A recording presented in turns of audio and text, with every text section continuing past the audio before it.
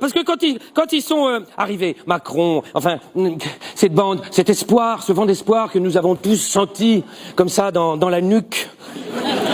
Voilà. Et maintenant, on le sent encore, et on sent bien qu'on sent que quelqu'un nous... Voilà. Quand ils sont arrivés, comme ça, je sais pas si vous vous rappelez, ils ont dit, le pouvoir d'achat va augmenter à la fin de 2018. Bon, on y est. Et ça, on était en 2017. Bon, fin 2018, tout en gardant le cap. Attention, hein. Voilà, le Premier ministre, hein, l'autre, alors c'est pareil, lui. Bref, voilà, le barbu, là, le Premier ministre, à la télé, l'autre jour, qui dit quand même, le pouvoir d'achat va augmenter d'ici la fin de l'année prochaine.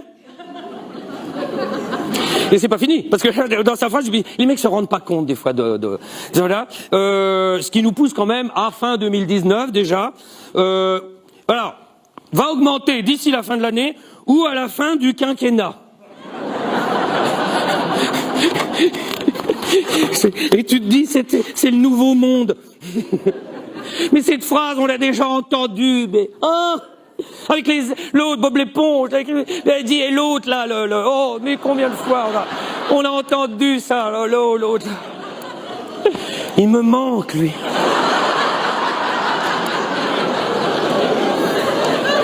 Oh non, mais c'est terrible à dire, mais...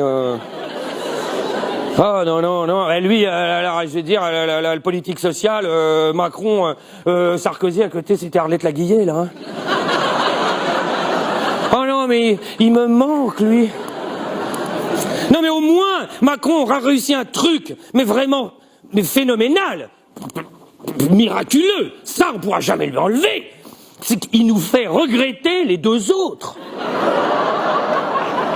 Est-ce que quelqu'un dans la salle a compris la réforme de la taxe d'habitation? Non, mais je veux dire qu'il parle ou qu'il se taise à jamais. Non, c'est un des problèmes qui était... Vous avez vu, on a entendu quelques gilets jaunes à la télé comme ça. La mienne a augmenté. Et là, tu fais... Bon, bah, ils savent pas compter, on le sait. Hein. Mais alors, la taxe d'habitation. Alors, résumé, parce que c'était, vous vous rappelez, la seule promesse claire, nette et précise, plein de gens qui sont allés à tout ça, disparition de la taxe d'habitation fin 2018. Paf. Alors, ils arrivent. Suppression promise, puis repoussée à la fin du quinquennat, et puis non. Rebondissement. Ce sera 2018 finalement, mais baisse de 30% pour 80% des foyers. Bon, là on se dit c'est fini. Non. Rebondissement. Finalement supprimé en 2018, mais sur 3 ans. Et là on se dit c'est fini. Non.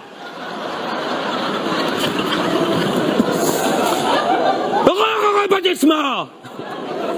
Baisse de 30% pour 80% des foyers, mais pas dans 20% des communes où elle va augmenter, sans compter sur l'augmentation de la taxe foncière. Est-ce que vous avez des questions?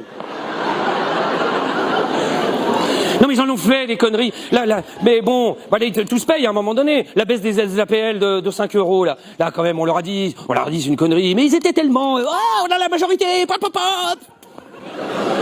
Quand ils ont fait ça, et à l'époque c'était Castaner qui était porte-parole, ouais, couché, qui était porte-parole du gouvernement, et qui avait sorti cette phrase, on leur dit mais la baisse de 5 € des APL, c'est bon, pourquoi, c'était pas prévu, c'était pas dans le programme, et pour justifier, il avait prononcé cette phrase, oui, mais si on l'avait augmenté de 5 €, tout le monde aurait dit que c'était ridiculement faible, du coup, on l'a baissé.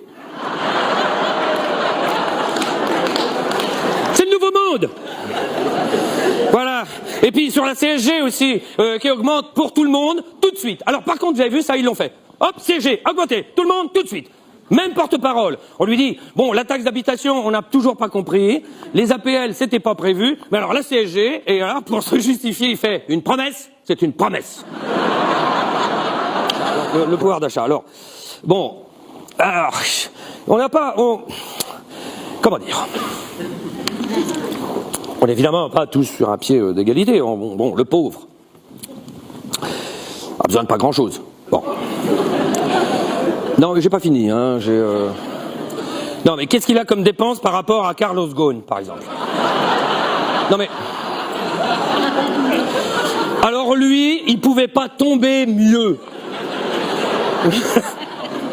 Non, parce que Carlos, on va en parler après, mais Carlos Ghosn, PDG de Nissan et de Renault, quand même, lui, là, il a des gros problèmes d'argent. Tu vois, lui, il est pas, mais j'en suis à 50 € près.